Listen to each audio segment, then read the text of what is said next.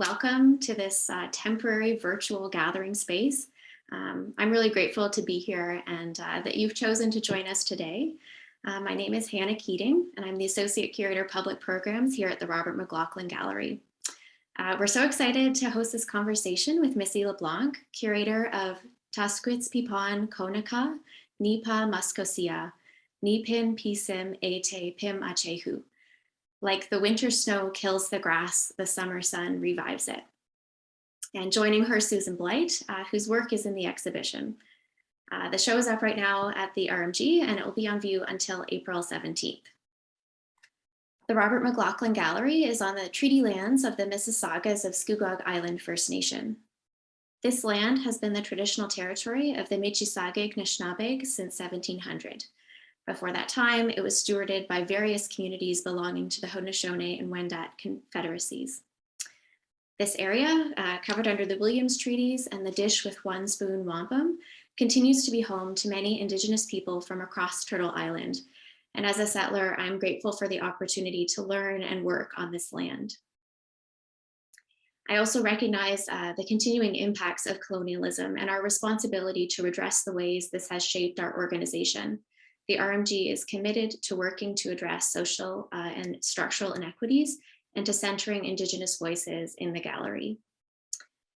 Before I pass things off to Missy, who will provide more information about the exhibition and this conversation, I want to let folks know that the closed caption feature has been enabled, so you can access it from your Zoom menu.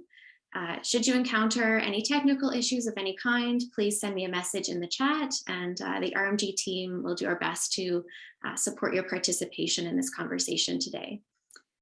Missy and Susan, I'll just pass it off to you guys. Thank you so much for being here and welcome. Yes, thank you for welcoming us here today, Hannah. Good morning. Hello, everyone. Good afternoon, I guess, for those folks out in Ontario and east of there that are joining us.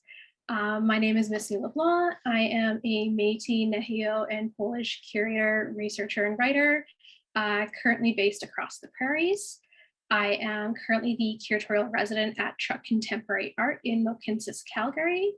As well, in addition to my curatorial work, I am working towards obtaining a Master of Arts in Cultural Studies, Curatorial Practices from the University of Winnipeg on Treaty 1 territory. I would like to recognize that I am currently zooming in from Winnipeg on Treaty 1 territory, the original lands and waters of the Anishinaabe, Ininiwak, Anishinaabe, Dakota, and Dene peoples, as well as the homeland of the Métis Nation. I would like to acknowledge that this digital territory we are all joining in from today, that this is digital territory that we are joining in from today. And as we can continue this conversation, I invite you to type in the chat box on the bottom of your screen where you're joining us from this afternoon. I am the curator of Taskoch pipon kona, nipa muskoseya, nepin pesim pimachihew. Like the winter snow kills the grass, the summer sun revives it. It is organized and circulated by Truck Contemporary Art and is currently on view at the Robert McLaughlin Gallery in Oshawa, Ontario until April 17th. And then it continues on its tour across so-called Canada to Shubenacadie, Halifax for May. The intention of touring the exhibition, as well as its sister component, Mamino Pikasquemina, Mother Tongues, is to build a dialogical, sustainable, reciprocal, and respectful relationship between partnering institutions and Indigenous artists and cultural workers working on each iteration of the tour, while also honoring the Indigenous language revitalization efforts of the Indigenous communities the gallery's territories is located on.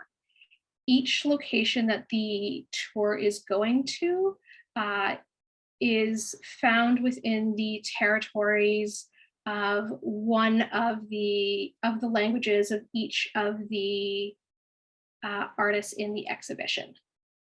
Pipon Kona the Pin Pesim features the works of Joi T, Arcand, Richelle Bear Hat, Susan Blight, who's here with us today, Tsēmā Igharas, Audie Murray, Michelle Sylliboy, and Alberta Rose W, Ingniq.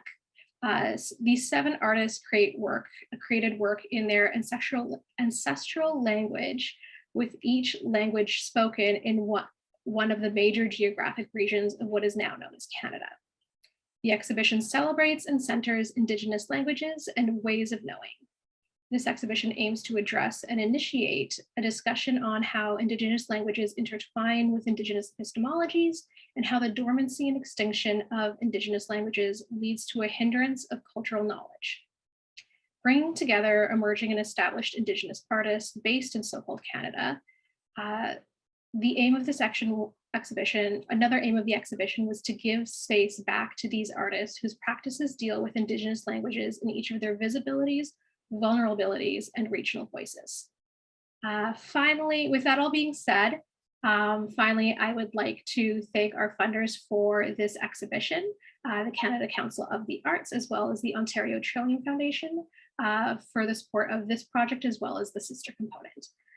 Additionally, I would like to thank Hannah Keating again for welcoming us into this space, as well as Aaron Sikora, Leela Timmons, and everyone else at the RMG, who has been all of which have been such a delight to work with throughout the entirety of this project.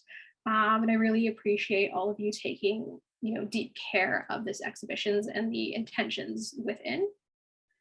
So how this event is going to go is that it's meant to kind of be an open conversation between myself and Susan, as well as anybody from the audience. So if you have any questions for either of us, the chat box on the bottom of your screen, there is a chat box as well as a Q&A feature. Feel free to type in your questions into either of those areas, and we will take them up as they come along, and Hannah from the RMG will be moderating those questions as well.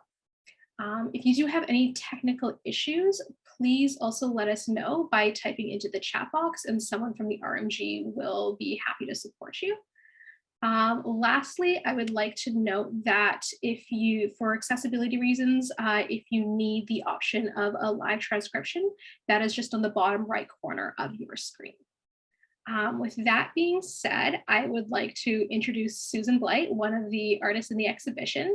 I'm so happy that you're here with us today. I know you have a very busy schedule, so I'm so glad that you took some time to spend with that. And I'm just going to read your bio, and then you can tell us a little bit more about yourself and kind of your practice. So Susan Blight, Anishinaabe from Couchiching First Nation, is an interdisciplinary artist working with public art, site-specific intervention, photography, film, and social practice. Her solo and collaborative work engages questions of personal and cultural identity and its relationship to space. Susan is co-founder of Ogima Magana, an artist collective working to reclaim and rename the roads and landmarks of Anishinaabe territory with Anishinaabe and is a member of the Indigenous Routes Artist Collective, which works to provide free new media training to Indigenous youth. Susan received a Bachelor of Fine Arts in Photography, a Bachelor of Arts in Film Studies, and a Bachelor of Arts in Film Studies from the University of Manitoba, as well as a Master of Fine Arts from the University of Windsor in Integrated Media. Susan is currently a PhD candidate in social justice education at the Ontario Institute for Studies of Education at the U of T. And her dissertation looks at the visual and spatial formations of Anishinaabe geographies of resistance. Susan is the Delaney Chair of Indigenous Visual Culture and an assistant professor at the Faculty of Arts and Sciences at Arcand University. Yeah, thanks again for joining us here today, Susan. Thank you, Miigwech. Thanks, Missy. Yeah, I guess I'll just do a little short introduction. Ani Boju, Mikanakten Dorem, Nananegune Bitnindugo, Susan Blight, Indigenous, Shagana Shiwanakazo Yan, Kuchiching and Donji, Minua Toronto, and Indigitanungum. So, hi, everybody. I'm Snapping Turtle Clan from Couchiching First Nation, as Missy mentioned. I won't go into too much of what Missy has already said about me in that intro, but I just want to propose that I am really excited for this talk today. I want to acknowledge that Missy is somebody who I guess one could say I'm a bit of a fangirl, but also just, this experience over the last few years of working on this show with you specifically, Missy, has been wonderful. And I'm just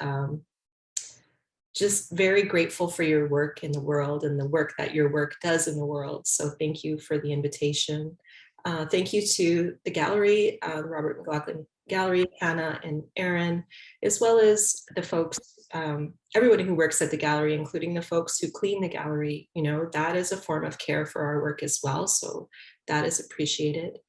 And I just want to acknowledge, the people who are here listening to this conversation.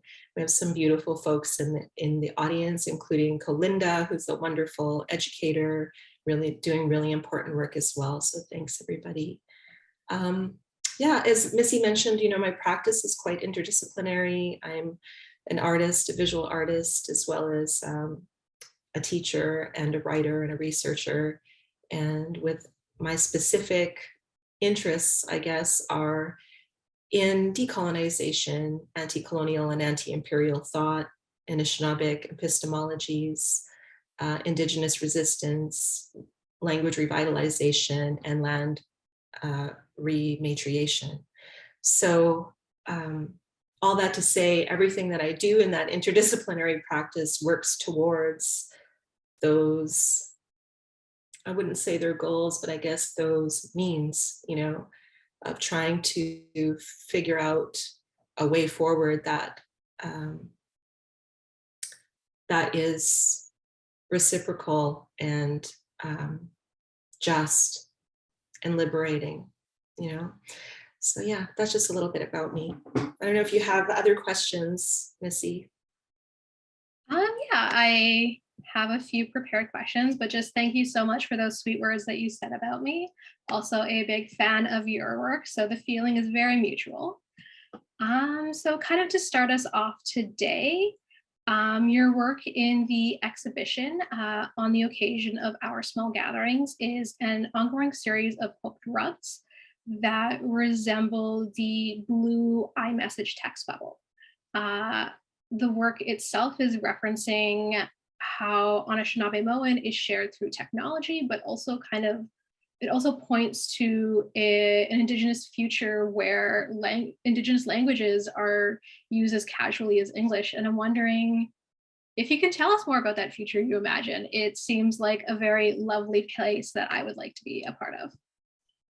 Me too. And, we're working towards it, right? I think we are.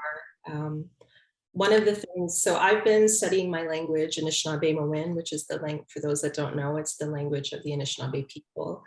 I've been working towards that for over 10 years now. I had set myself a lot of goals and tried hard, but not necessarily achieved them. There are times where it is very easy to become discouraged because of the dominance and hegemony of English, both within the public space, but also within our private lives. It's incredibly difficult to find the time to actually dedicate yourself to only speaking your language, And so as Indigenous peoples, we're innovative and we are resilient and we're tough and we find ways to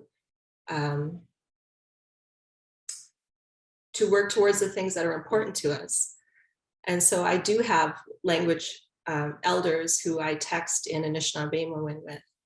And so that was a bit of the spark, they're trying to help me to learn the language. They believe in it just as much as I do. And so those messages that we send between each other are meaningful beyond just text messages, And in terms of like the practice itself, there was a time in which, like, part of this goes back to the education system, part of this goes back to the ways in which the Western education system is not conducive to Indigenous education, or it's not commensurate with Indigenous education. Anishinaabe education systems, if we think about it in terms of ceremony or the lodge or anything like that, are spaces of intergenerational learning. There's spaces in which we can get up and move, sing and dance, And I thought for a long time about what that does and what that means, and that that learning through singing, dancing, drumming, like that kind of learning is about taking that knowledge in a holistic way, not in the Western sense of like privileging the intellect, but in fact, taking that learning, that knowledge into your body and through your body. And so the hooked rug, you know, requires me to actually do something, right? It's not abstract, it's an actual action of bringing that thread through each of those holes, bringing that yarn through each of those holes. And so I connect those two things, the learning with actually the action, and using my body to make something is another form of learning. So to get to your question, Missy, this idea of the future, I guess I see it as a space in which that future, I mean, although it's perhaps amorphous now, but I can envision it as a space in which we have, one, our land back, you know, enough of our land back in order to exist as Indigenous peoples on the land without harm, without pressure, without surveillance, to be uncompromising in our indigeneity on the land. I think that future has that. And part of that is the ability and the freedom to speak our language, you know, and in ways that we can express complexity. Part of my goal was to get to a place in my language learning where I could speak about these concepts that I study, right? Decolonization in my language. Right now, I can speak, I'm told, at like a 5 or 6 year old level, like they're very simple sentiments. I can talk about the weather, I can talk about how I'm doing, what did you do yesterday, you know, like those types of things. But to have a deep and invigorating discussion about decolonization is not something I can do in my language. So I think that future would be one where we could all articulate the complexity of our lives, our intellectual lives, our emotional lives in our language as well. What do you think?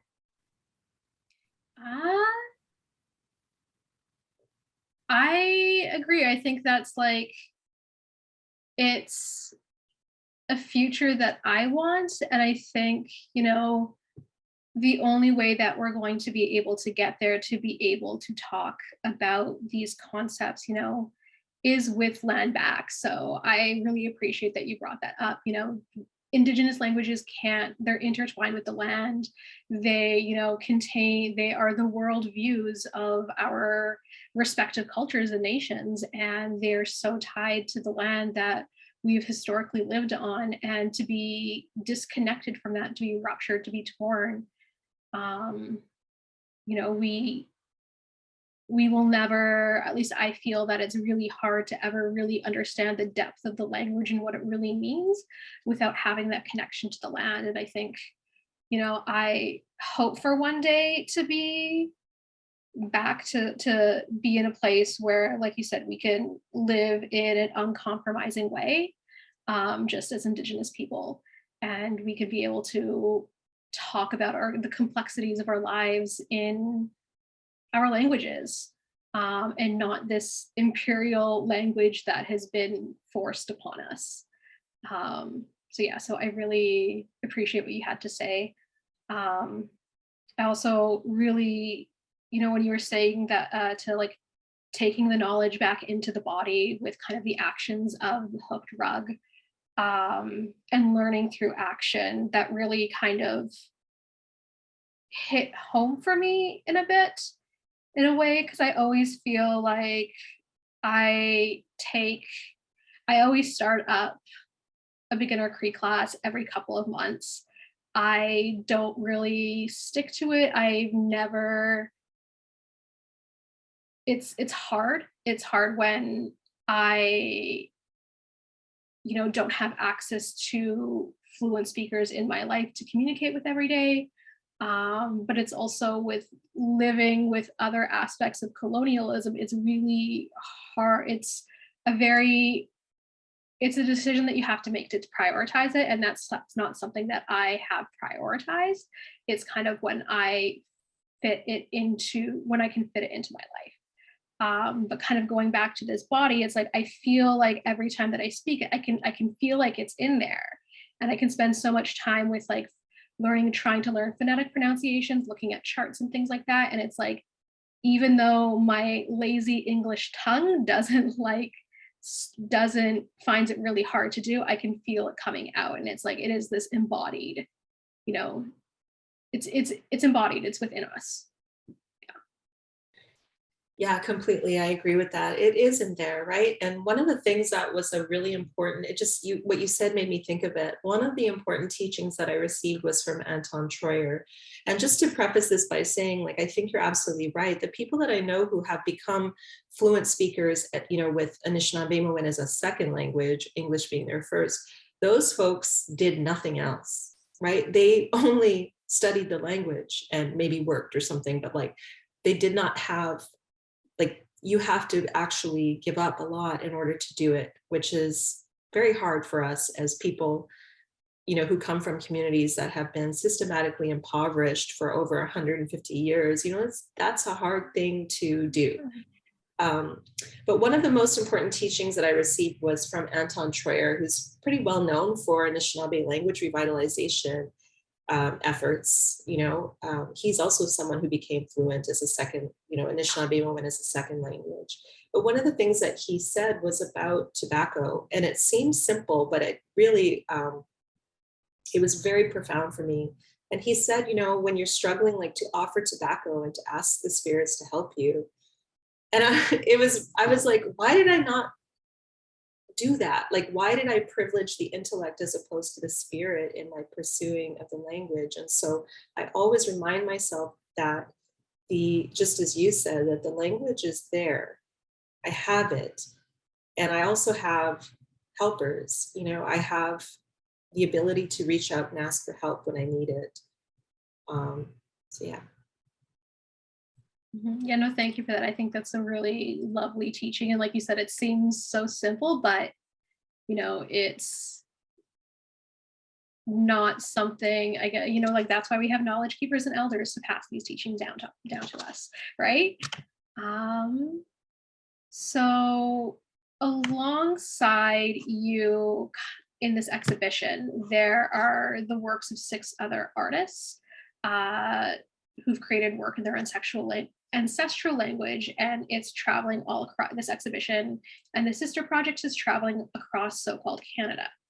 I'm wondering if you kind of have any thoughts on what it means to take up space in these as like an Indigenous artist, an Indigenous person, to take up space in these very colonial institutions, because galleries and museums are colonial institutions, and to have Indigenous languages so visible within these institutions where they generally aren't prioritized or included.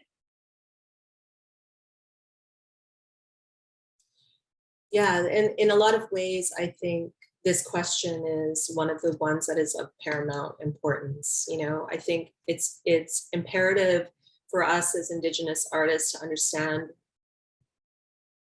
what it means to be in that space and to bring our stuff, meaning our cultural production, our languages, all of those things into those spaces. And I say that, I think, in the hopes that we as artists and curators and thinkers and all of those things approach that with some caution as well.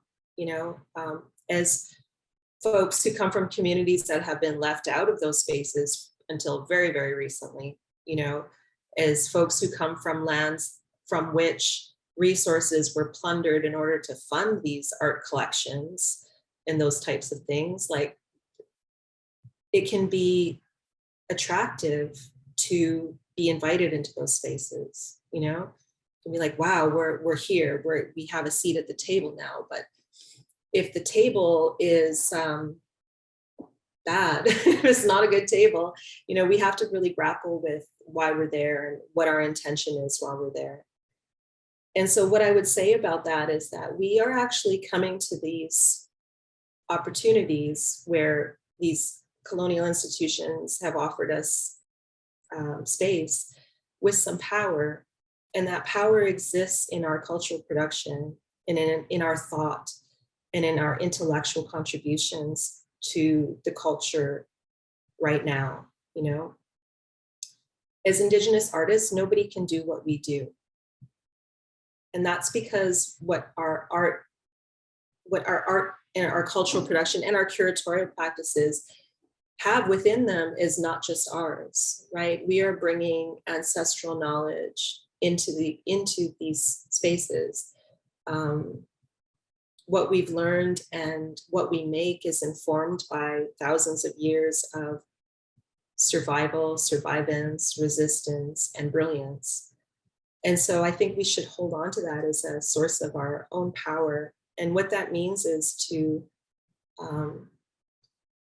while we can be grateful for the opportunity, we also have to stand within our power as Indigenous artists and ask for the things that we need in order to feel safe within these spaces, in order for our work to be safe within these spaces, to be a bit assertive in what's needed, and not just in terms of the space, but in terms of practice and relationality, in order for our work to be safe there. So that's one thing I would say. The other thing that I would say is that there is a power in approaching our work being in these spaces with a bit of rebelliousness, I guess, a spirit of, I think I'm a pretty rebellious spirit as it is, but I actually embrace that, right? The idea of having a spirit of rebelliousness in the sense that it is okay to present our languages with no English translation. There is a kind of power in being intentional in our illegibility. You know, not everything is for everybody, and nor should it be. And I also think it's a good exercise for non-Indigenous viewers to have to struggle to read something. Because guess what? That's the situation that our ancestors were in for a long time, and we still are in many ways. Because imperial and Western systems and modes of thought are mostly illegible to us. They're not equal to how we think and be in the world. And so I would say, like, embracing that. And one thing that I loved about your show, Missy, is that you did that, right? You just brought languages in, and you were like, this is what it is, you know? You embrace the validity of our knowledges through our languages, which is pretty revolutionary when you think about it. You know, it's being comfortable with, well, you know, not being for everybody and allowing viewers to sit with a little bit of discomfort. Because if we are really serious about a different kind of relationship, and like we could, you know, I don't think we use the word reconciliation, but some people do. Like if we're serious about that, that's an uncomfortable and unsettling process. And so I think our work also should do that. I don't know if I answered your question. I think you did. I think you did. There's a lot in there, and I agree with everything that you have to say. This was kind of a topic of conversation in one of my classes this week of, you know, indigenization and decolonization within like museums and galleries. And I think, you know, Indigenous people, Black cultural workers, you know, other racialized cultural workers understand that, you know, this metaphor of the table, that the table of, you know, the museum and the gallery and also the system that it's within is broken, is, like you said, it's bad, it's broken, and that it's nice, you know, it's okay, great that we have a seat at the table and that, you know, we can slap a coat of paint on it, stain it again, you know, say that we're indigenizing it. But when the system itself is already broken, you know, what good is that actually doing? And I don't want a seat at the table. I want something new. I want to sit down around something new. Like, is it a brand new table? Is it like a couch? Is it a circle? Like what is that? Like I want to build institutions where you don't have to actively think about being equitable. You don't have to actively think about indigenizing it. That it just comes second nature because Indigenous people, Indigenous cultural workers, POC cultural workers, Black cultural workers are already in the organization at positions of leadership, that these, that we all have a shared understanding of how, quite frankly, shitty it is sometimes to work in the arts as, a racialized person. Yeah, so. Yeah, exactly. I love that. Like there's some, this idea of the table, right? Like that's an interesting idea of like, when we take a seat at the table, what does that mean? And what are we asking for? And I also think too, that, I think there's something to be said for being just a little bit sort of okay with being a little bit demanding, because that demanding is not about being difficult, but what it is about is making sure that our work is going to be valued, because we, like, as I said before, we don't come to these places alone. We're carrying thousands of years of history, as well as like responsibilities and accountabilities that institutions might not understand. And so to a certain extent, yeah, they don't actually know. A lot of the time they won't know what we need. So you have to say it, you have to articulate it and feel confident asking for it. And it just occurred to me, as you said, like the seat at the table, how do we have a seat at the table if they still have our stuff, like, Yeah. we want a seat at the table at an institution that has our stuff and won't give it back. Like these are, those are the things that I struggle with. How do we have a relationship with an institution that feels an ownership over stuff that is rightfully ours, like our beadwork, our drums, our ancestors? Is that a table that we want a seat at? Yeah, I think that's really important. I think going back to what you said, like why are we there? What are the intentions of accepting these invitations by these institutions? When do they like fully have empathy for us? Do they do they fully have empathy, and do they actually understand where we're coming from when we talk about these things, other than like agreeing with us because they might feel like that's the way that they need to go, because indigenization, decolonization, reconciliation, these are hot buzzwords right now, especially within kind of the cultural sector. And what are the types of institutions that we want to work with? And I think some institutions are doing good work. They've acknowledged, their histories of how they've contributed and benefited from colonization and white supremacism. But regardless of a museum or a gallery is doing good work, it still is going to have work that it needs to do, because it is a product and a tool of, colonialism.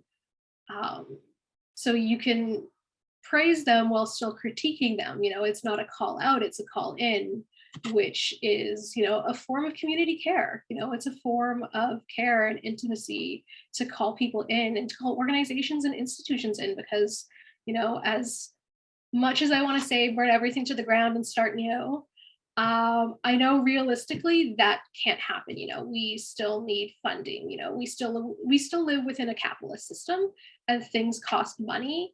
And to run an institution, we need money, to pay cultural workers, to properly conserve things, to start repatriation processes. These things cost money, and you can't separate colonialism from capitalism.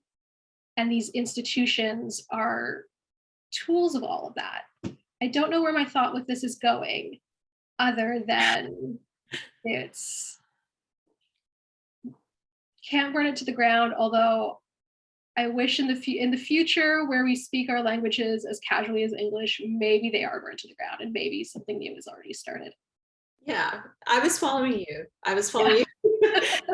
No, I mean, you can't burn it to the ground. That's true. And part of the reason also is because we're artists, and we are, making work that is in dialogue with the history of art making, which is in the space that we work in, primarily Western, but it's other things as well. And like, we can't avoid that As artists, we are in a dialogue with the history of painting or the history of textiles, you know, that's inevitable.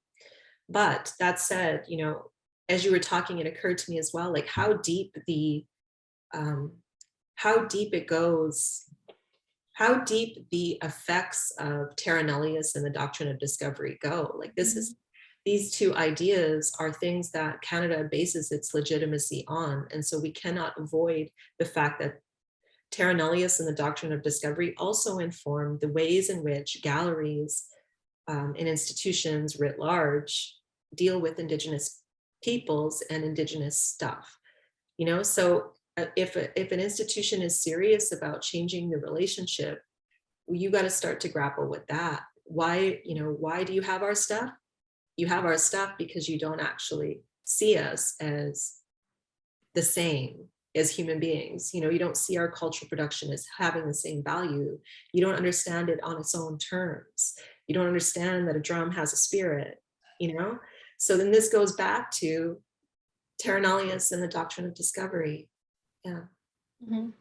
Yeah, and I think it's exhausting to have to continually have that conversation with folks in the cultural sector, that they, as much as they're trying, you know, they just don't fully understand, because it's, you know, it goes back to, you know, this idea of like white guilt and white fragility, that confronting the system that they've benefited from, that they've been complicit in that, and that it is a lot of work to change and dismantle that, and that to challenge these ideas of, you know, why do you have our work? You know, well, it's because you saw us as other.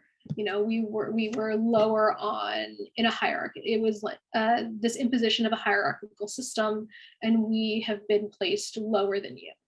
And I think until people grapple with that and can sit with that discomfort on how that's benefited them, you know, that's when change can happen. But you can't force anyone on that journey. It depends on, you know, it's a personal journey for themselves. You know, you can talk to them, you can educate them, but at what point is, how much labor do you have to do? How much labor do you have to put into those conversations? Until it's just, you know, you're just never going to get it. I want to point out the comment that Kalinda made in the chat, that even places doing good work, the default is colonialism that few see and need constant checks and balances.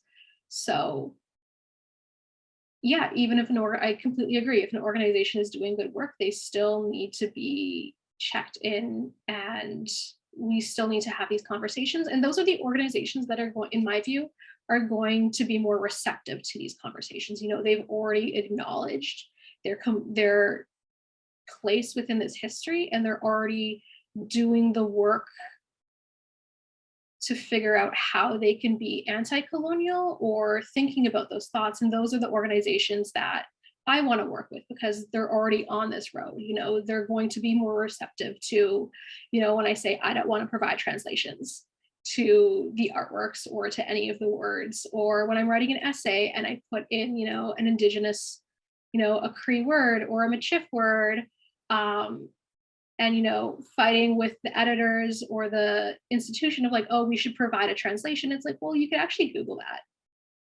You could Google what that word is. There's tons of Indigenous language apps.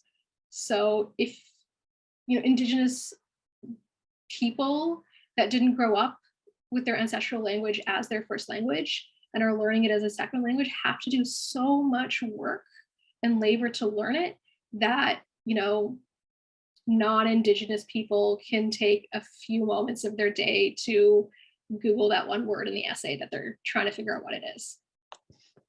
Yeah. 100%. I agree. Yes. There are a lot of, I mean, and it, you know, even if there isn't an online dictionary, it is okay to not know everything. It is okay to sit with ambiguity. It's art. That's what it does. I totally agree with that. Yeah, not everything is for everyone, and we should be okay with that. So kind of moving on from that, I know that language dormancy and extinction and trying to learn your ancestral language can be a triggering and tough topic for a lot of Indigenous people. Especially given the history of residential schools and colonialism and just like ongoing colonialism. I'm wondering where you do find some sort of like some healing and joy within, this work that you're doing. Yeah. I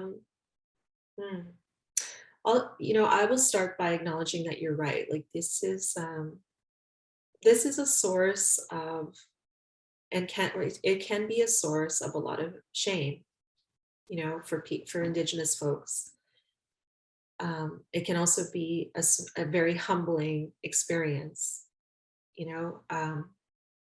just on a personal level. I am a PhD candidate. I keep wanting to say student, but I'm a candidate and I need to own that. And I do feel I'm somebody who can articulate myself fairly well in English.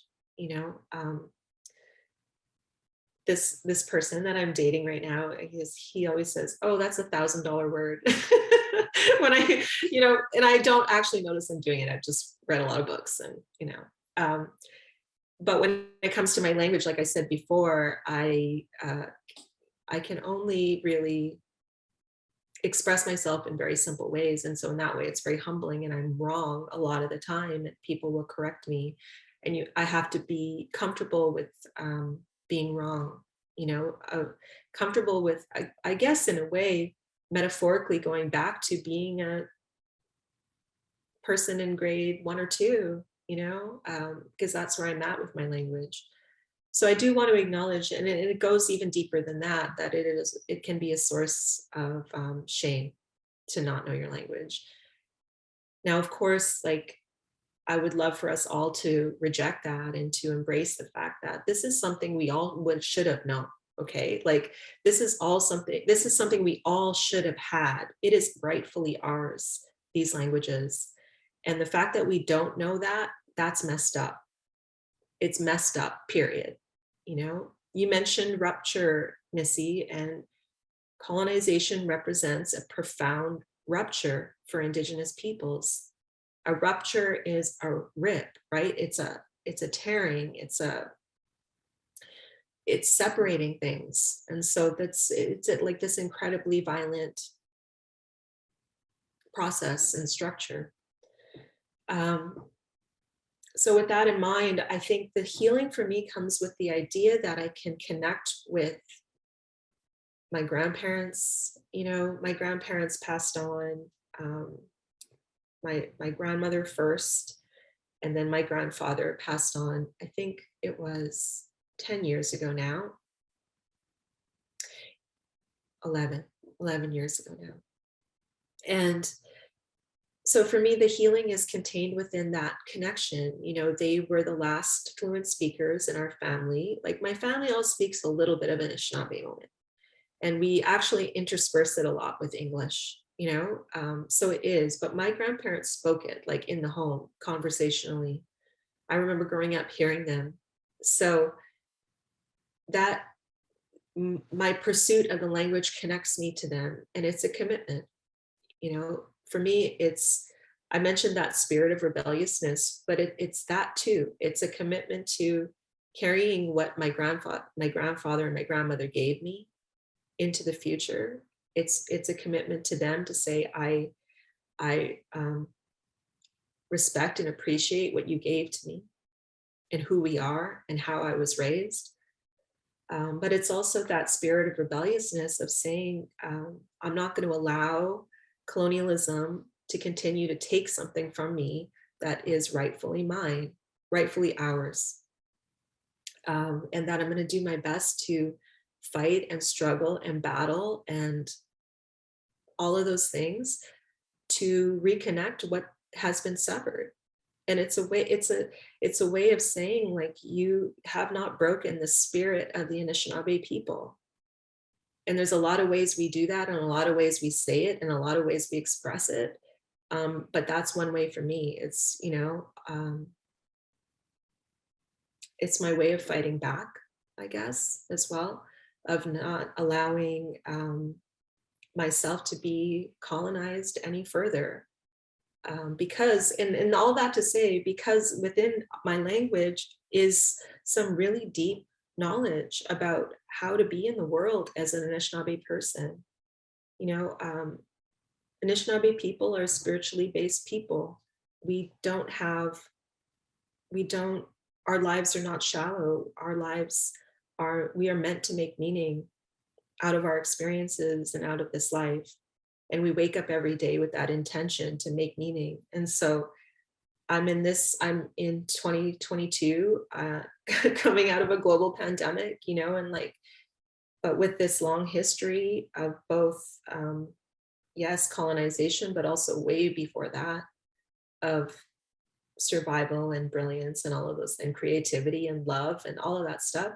So part of my way of being in the world is to relearn all those things, and I say relearning because I agree with you, Missy. I think it is in the body. I think it's here somewhere.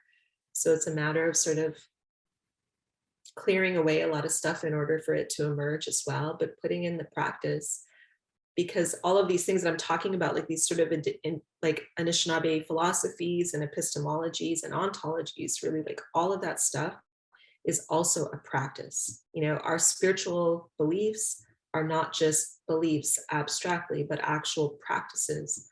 So the language is the same. Yeah, I thank you for that. That was really lovely. And I think, it's this idea of, assertiveness as an act of healing, as an act of joy, or to be, like you said, to not be colonized further. I love that. I think that's such a great thing to do. I think that's such a great way to look at it. And I think, going back to this idea of, embodiment, we all know, we all know about like intergenerational trauma, and that trauma, the body feels trauma.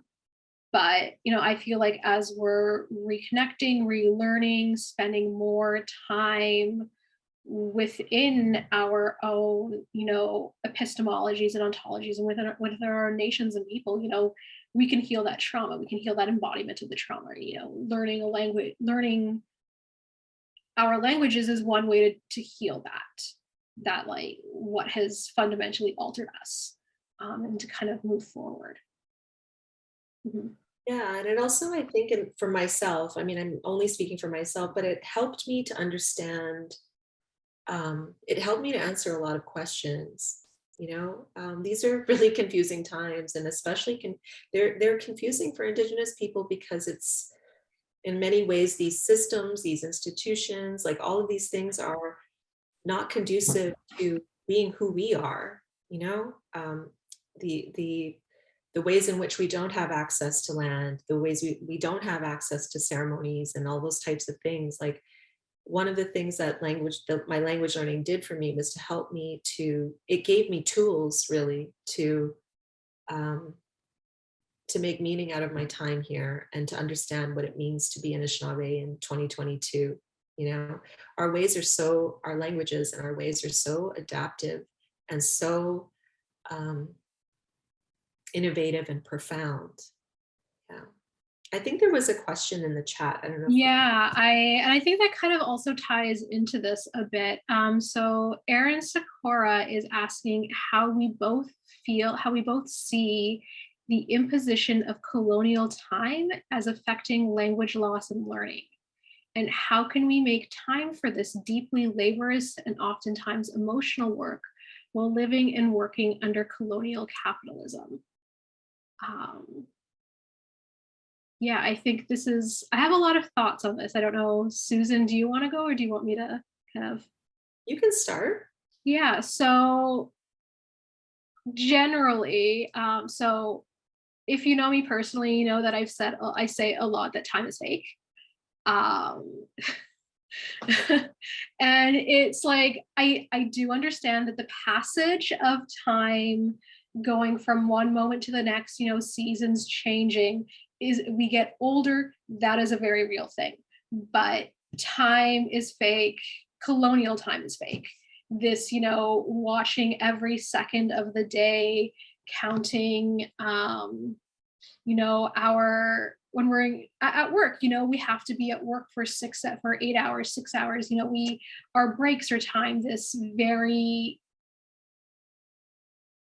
time watching, and this importance placed on time and urgency is, you know, a colonial and white supremacist tool. It's used to continue with colonialism and imperialism and to continue the status quo. You know, if this is something that I've thought about a lot during the pandemic, when, you know, all of a sudden everyone's schedules was, when it was completely out the window and we just had to, with the world, you know, in such a dire place, and people fighting, you know, for community care and community health versus governments that aren't taking it seriously. This time to think about these things, and we had this time, just loads of time that we didn't at the beginning didn't have to, you know, work, or a lot of people didn't have to, you know, work or go about their day as if they normally would. And yeah, so kind of I just think that, yeah, colonial time is fake. And then how it affects language loss and learning, I think this imposition or this importance in pushing for, you know, this colonial understanding of time, you know, it makes, at least for myself, it makes language learning hard. You know, I also have to like deal with my own like neurodivergencies, which like wouldn't be a problem in colonialism, but it is in the society that we currently live with, that slowing down to learn our language, for me, I need to slow down to learn the language. And, you know, the best way to do that is to be on the land. And all of this requires a slowness and understanding of time and working with the land and the seasons, because the way that you're relating to the language and the learnings and the teachings that you're getting from that is going to change over the span of a year. You know, it's not going to be the same at every instance. And I think that I am like I'm trying to decolonize my time. I'm trying to place importance on rest. You know, rest is productive, and taking things with slowness, that is also productive. And in order, I think like in order to really delve deep into learning, we need to get rid of this colonial idea of time. And because that, having more of that, or just forgetting about that and just kind of living with it, it will be able to kind of, you know, deal with this, like Erin was saying, this emotional work of relearning our cultures that have been torn from us, or that we've been distanced from, especially for people that didn't grow up within their home communities.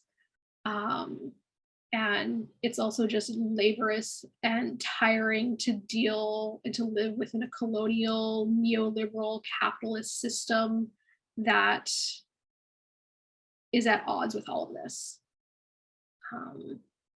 Yeah, I think that makes sense. Ooh, Missy. A lot there. It was so good. I was just like, yeah, it was great. Yeah, no, exactly. Here's the thing, right? Everything that I have learned about Anishinaabe ways of knowing and being points towards the idea that exactly what you said, right? That our senses and our sense and concepts of time are holdovers from from colonialism and imperialism, and that in fact Anishinaabe ways of knowing and being are based on a sense of nonlinear time, and there's things that point us towards that, and I guess strategies and tools that we've developed to reach across time. In many ways are some of our sacred objects, for instance, are really time travel devices, right? They're used to reach across time, to reach across to ancestors who passed on, to the spirit world, to places that are unseen. That said, yes, the reality of the situation is that we are in this time. That, we are in 2022, global pandemic, capitalism at a, going full force. But the land itself rejects colonial time. The land has its own time. And the more time you spend there, the more you realize that it's not going by minutes or hours, it's going by its own time. And it'll change it up on you, right? So you better be nimble because it's running on its own time. The other thing that I would say too is what I heard you say, Missy, is that rest is productive. And I think this is a really important point because I think what I heard is you're pointing towards this idea of rest as productive is also a form of not only self-care, but I would push it even farther and say that rest is part of our intellectual seeking, because of the Anishinaabe value dreams as a form of knowledge. And in fact, we see the dream world as a whole other world, and you're meant to go there and learn things as well. And so in that way, rest is productive, but it's also development.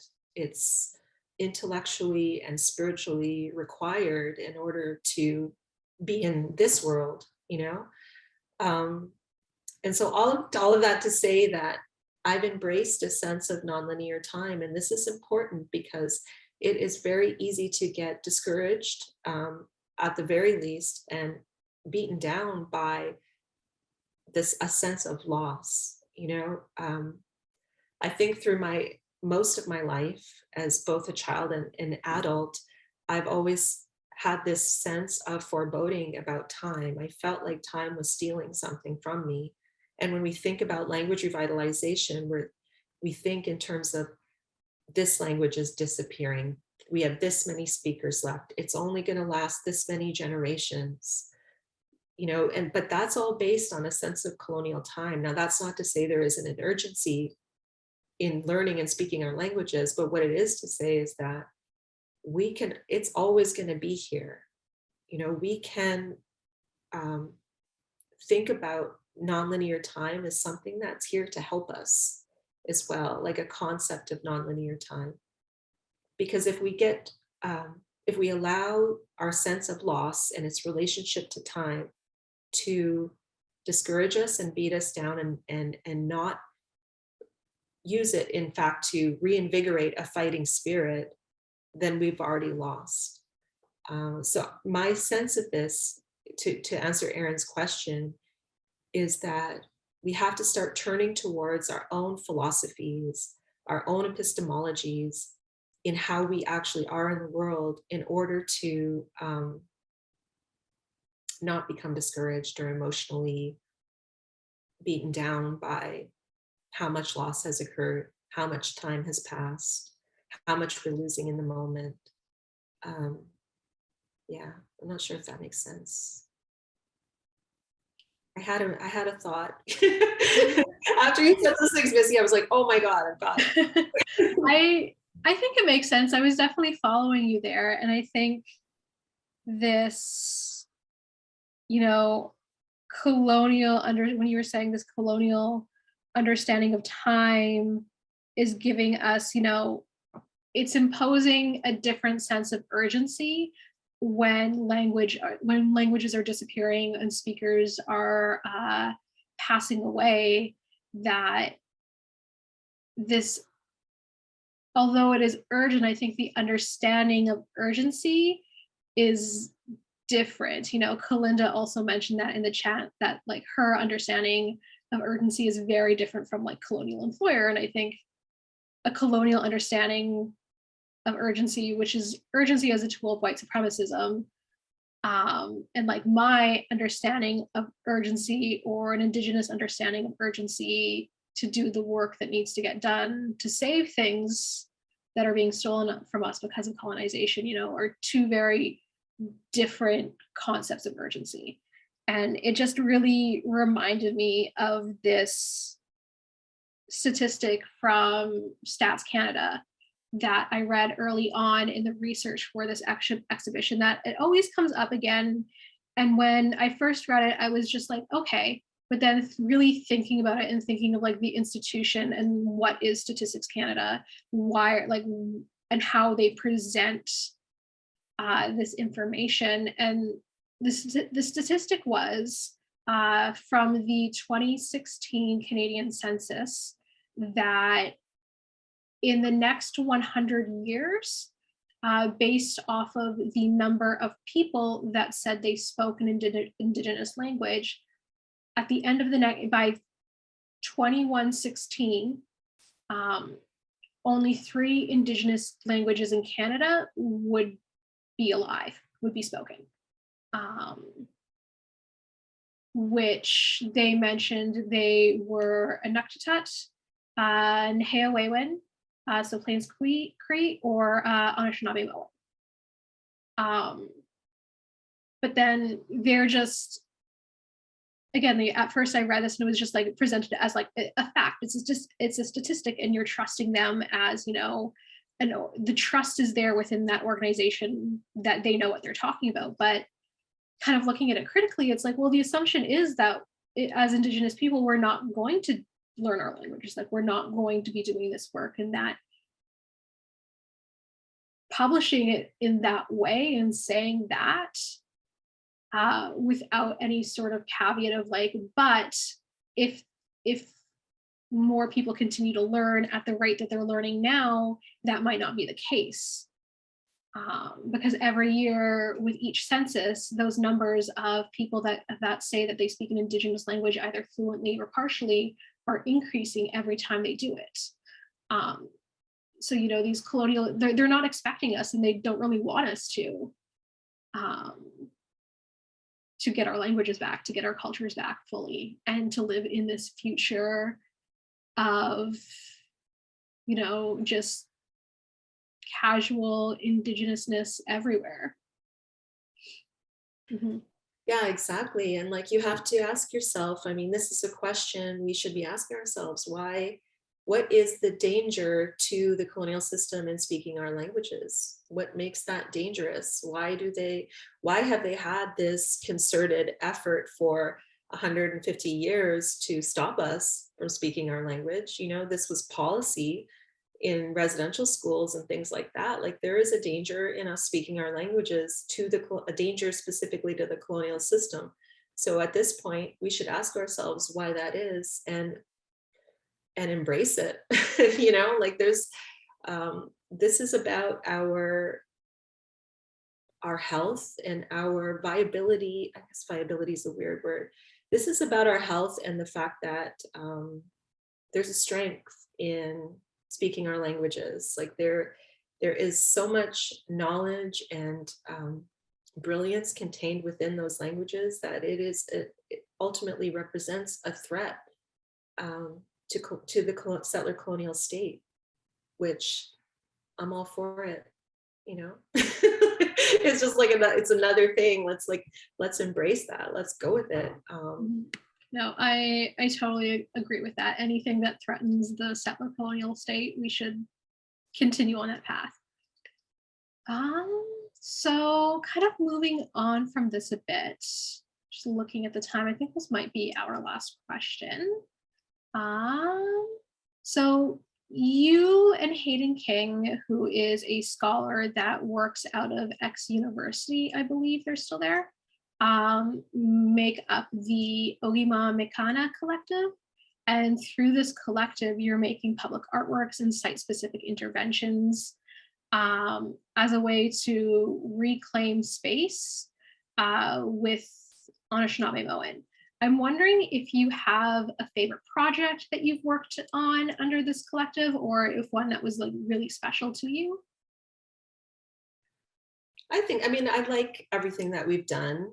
I guess to varying degrees. As an artist, I think that's normal. We look back on our work and slowly pick it apart, and the things that worked and didn't work, you know. I also think as artists, and maybe even just as an Anishinaabe, like we're supposed to practice humility. So you always look back and are very self-critical at the things that you've done in the past. But that said, I do feel pretty special about like our billboard in Thunder Bay, which was, I believe in 2016, I want to say we did that. That piece in itself, I think, was meaningful because it was closer to my home territory for one, but also because it was so, we made an effort to have that piece really respond to place. You know, it was, for those that don't know, Thunder Bay is a city that is incredibly hostile to Indigenous peoples, mostly Anishinaabe, but Oji Cree and Cree as well. It's a hostile space and a violent space for Indigenous people. There have been books and books written about this and movies made about this. Like, it's a thing. I think, you know, at one point it held it was like the highest rate of hate crimes against Indigenous peoples. The police in Thunder Bay are incredibly violent in many different ways. So it's just not, it's a space that is dangerous. And where I come from, that's a well-known fact, you know, that Thunder Bay is dangerous. And so we placed this billboard, which had a Pimachihew on it in the mountain, this sacred site within Thunder Bay that was known in our language as Pimachihew, and then changed to Mount McKay. And when I was researching for the project, I tried to look up and see who this McKay person was, and I could barely find anything. Like, I just know he was a Scottish fur trader. Like, he had really no connection to that mountain whatsoever. And so we put up the billboard with the original, you know, the Anishinaabe name of the mountain on it, and we put it on the exit of a Tim Hortons drive-through. And that Tim Hortons was, if you took the road straight out, you would get to the mountain. And if you went this way, there was a high school with primarily Anishinaabe students in it. Now, we all know high school students go to Tim Hortons, right? So in that way, it was something like that I felt pretty proud of, that they would be able to see something reflected back to them in this so-called legitimized space that was about them and about our histories of survival and brilliance and spirituality and all of those things. But also that people leaving the Tim Hortons drive-through would see this, and at the very least, I hope, wonder about what this means and what it is. So I feel really proud of that, because I feel like that was a location that we chose that was very conducive to some of the questions that we try to open up, you know, about place, about space, about histories and time, about colonialism, and about a way forward of repatriation or rematriation, I guess. Yeah. No, thank you for that. I think that project does sound really special. And I think, you know, having young Indigenous youth see moments of their culture and their language out in a very public place. You know, I wish I saw things like that growing up. So I can only imagine what it feels like to see those types of things. And this really reminds me of the kind of what you were saying about this. The first iteration of Mama no Pikasquimina in Calgary that we partnered with the Calgary Library with. And we had 4 emerging artists, one from Siksika, one from Tsuut'ina, an artist from Morley, which is Ihare Nakota, as well as a Cree artist, presented in the exhibition, kind of representing the 4 Indigenous languages that were historically spoken in Treaty 7 territory. And all of these works were presented in the library, but one of the works was, a giant acrylic mural on the windows that people could see from the outside. The other, there was a vinyl work when people first came up the stairs. There, beside the elders' room, there was a community built project that worked with Indigenous youth from Tsēmā, and then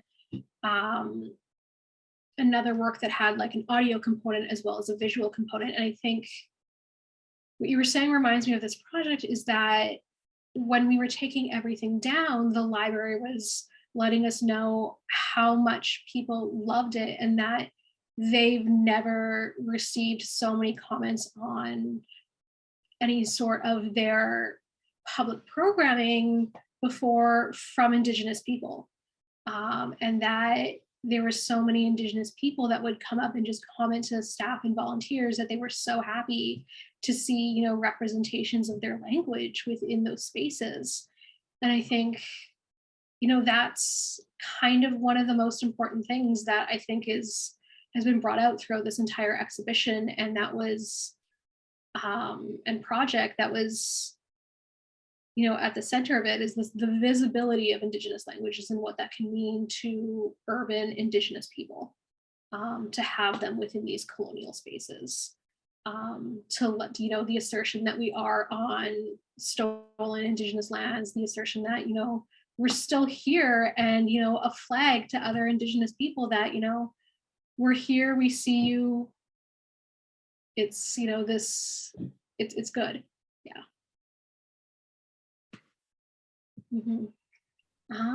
So I guess we do still have a bit of time, about 15 more minutes for a question. Hi, Hannah. Hey. Yeah, I just wanted to invite anyone, if they had any questions, to pop it in the chat or in the Q&A box. I have a question too, though, if none come in, or maybe that'll just give folks the sort of final warning to get a question, and if they want it.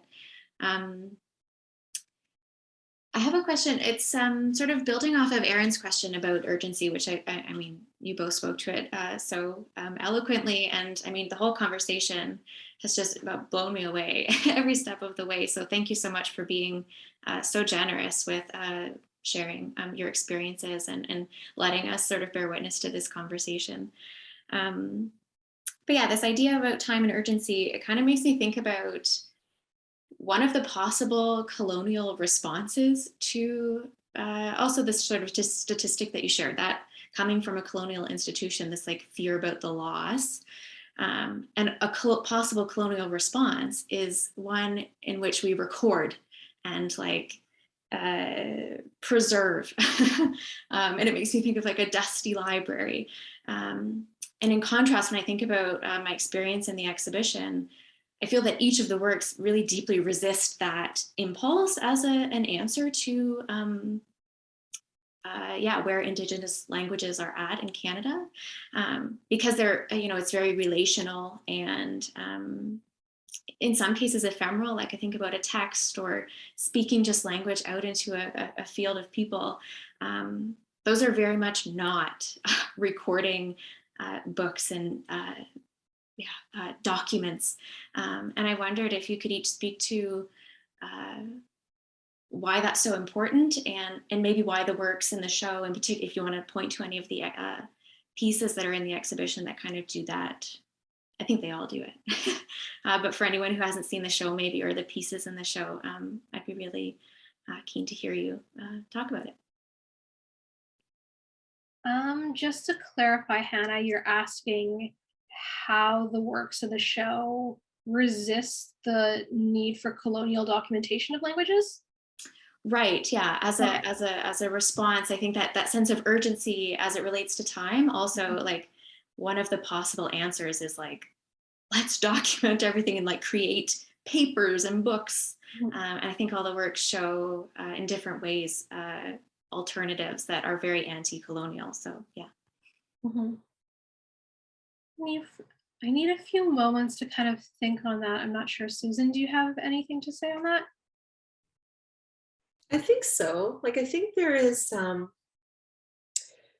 within my own work, I've embraced a sense of, thanks for that question, by the way, Hannah. My apologies. I just jumped in. Thank you for that question. I think in my own work, I've embraced the ethos of navigating colonial institutions and colonial spaces by attempting to remain uncapturable. And so part of this is why I spent so many years not working within gallery spaces, specifically with my work with Hayden and Ogie Marmikana.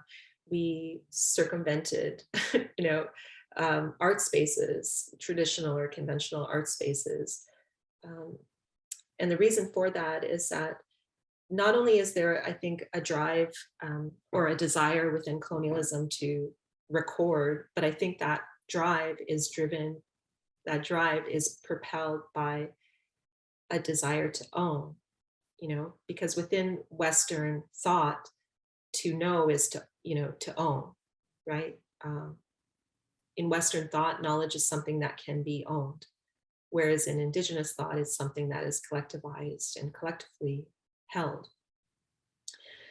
And so when we bring our knowledges and our cultural production and other things into these spaces, I think we always have to be conscious of the colonial drive to own our stuff.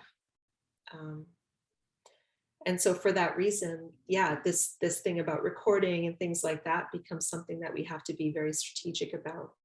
Because the more that our languages and our knowledges through our languages are brought into spaces, there is always the danger of it being appropriated and misused against us.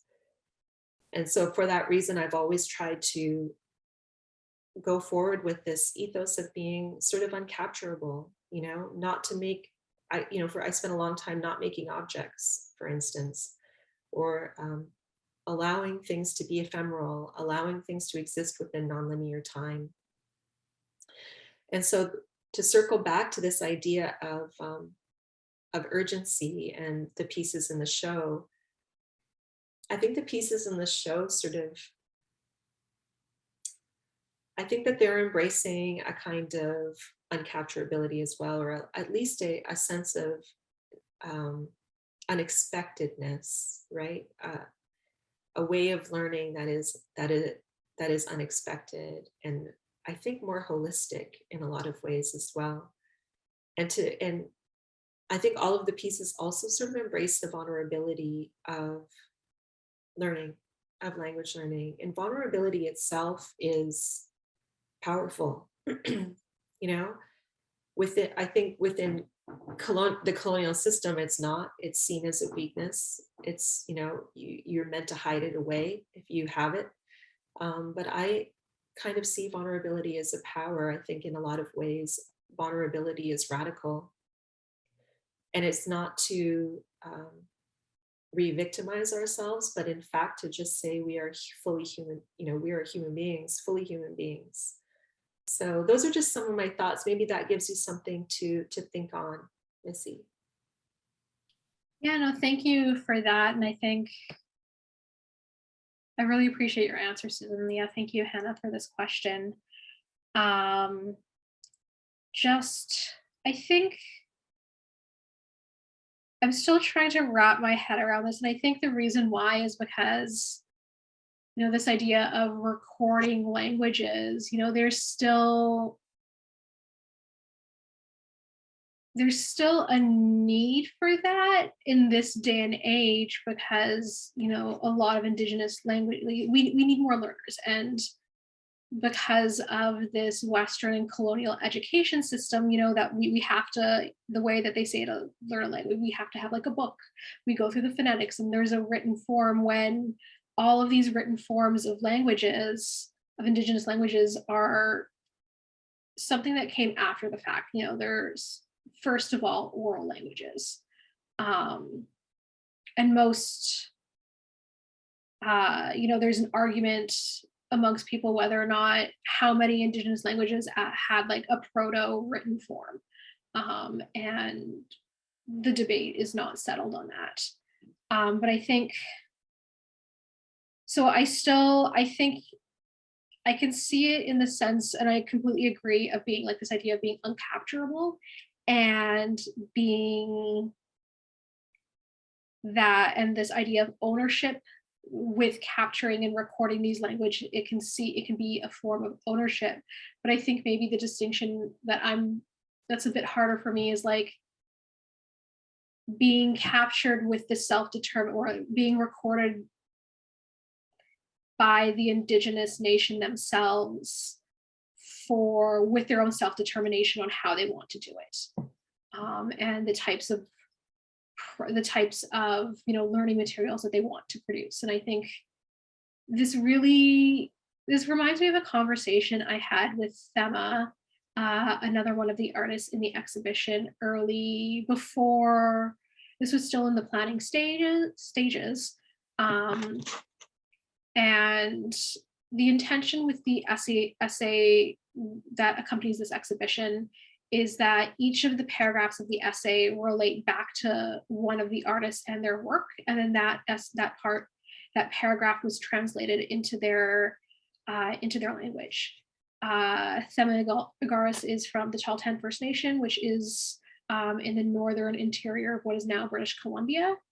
And with the Tahltan language, she was telling me that there's only one elder who's fluent in both speaking and has been approved by, within the language committee that they have, the language department, to also approve translations. So early on, me and this idea of colonial time, thinking that 7 months before the exhibition was a sufficient amount of time to translate 100 words.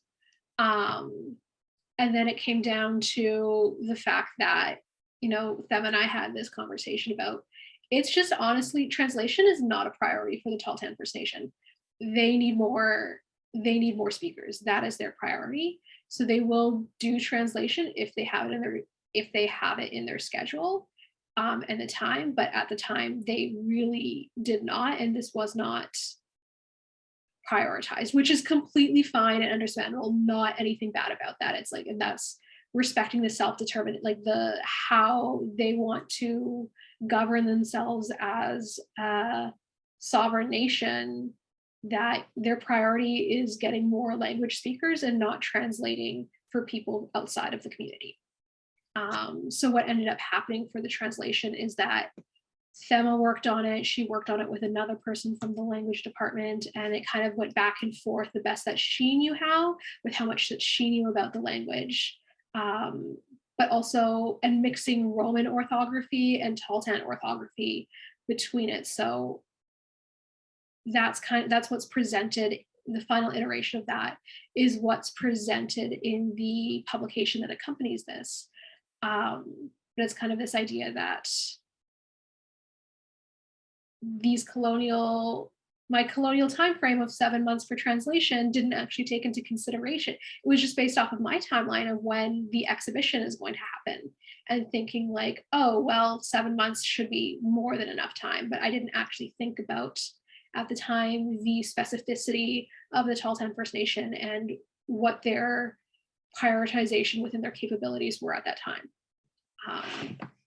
Yeah. So I think, does that kind of answer your question, Hannah? Can I just add one thing? Yeah. We're under time constraints. So I just want to say, this made me think what you said, Missy. I just want to think alongside that just very briefly, which is that when we think about a good relationship, like a good relationship is consensual, right? And I think when it comes to recording, it's the same. And this applies to what we spoke about earlier in regards to museums and institutions, feeling that they own our stuff or that they have our stuff. My advice in that regard would be to go through every one of your objects that you have and ask, as an institution, ask yourself if you have consent to have that in that space. And so I think at the center of this, this idea of, you know, a new relationship or whatever is, and that is the idea of consent, right? Yeah. You know, thank you for that. Consent is, you know, the foundation of a good relationship. You know, it's what makes it dialogical and reciprocal and not just one-sided and performative. And I think, I think that's really important. Thank you for that. Yeah. I think with that, we are out of time for the day. So I do just want to say thank you again so much for taking the time to speak with all of us today, and myself, Susan. I really appreciated everything that you had to share today. And again, just want to thank the RMG for hosting us and the exhibition as well.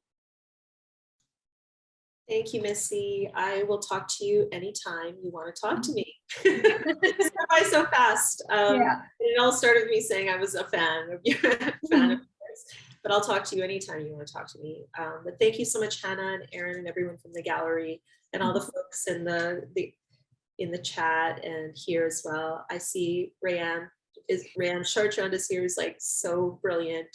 We have really beautiful people that are here listening as well. So thank you. Yeah, I'll echo all those thanks, and thank you both as well for this wonderful conversation. I know I'm going to be carrying a lot of thoughts with me into the rest of my day, so thank you so much.